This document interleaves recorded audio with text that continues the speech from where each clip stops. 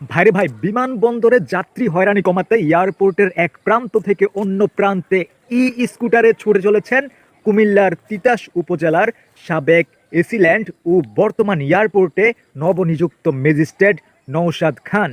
দায়িত্ব গ্রহণের পরপরই তিনি সক্রিয়ভাবে অভিযান পরিচালনা শুরু করেছেন।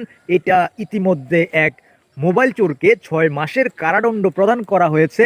ইতিমধ্যে এটা দারুণভাবে কাজ করেছে। মানে ম্যাজিস্ট্রেট নওশাদ খান প্রতিশ্রুতি দিয়েছেন, হ্যাঁ, প্রতিশ্রুতি দিয়েছেন বিমানবন্দরে প্রবাসীদের লাগেজ কাটা সহ সব ধরনের অপরাধ ও হয়রানির বিরুদ্ধে কঠোর ব্যবস্থা নেওয়া হবে, এরকম কিন্তু আশ্বাস দিয়েছেন। প্রবাসীদের যে কোনো যাত্রী যদি হয়রানির শিকার হন তাহলে অভিযোগ অভিযোগ জানাতে অনুরোধ করেছেন। এই যে স্ক্রিনে দেখতে পাচ্ছেন নাম্বারটি, এই নাম্বারে অভিযোগ জানাতে বলেছে এবং আপনারা খুব দ্রুতই ভালো রেসপন্স পাবেন, ভালো একটা ফলাফল পাবেন, এমনটা কিন্তু প্রত্যাশার কথা জানিয়েছেন নতুন এই ম্যাজিস্ট্রেট। তো ভিডিওটি কেমন লেগেছে, যদি নিউজটি যদি নতুন হয়ে থাকে, যদি আপনার প্রয়োজনীয় মনে হয়ে থাকে তাহলে অবশ্যই শেয়ার করে দিবেন। ধন্যবাদ সবাইকে, আল্লাহ হাফেজ।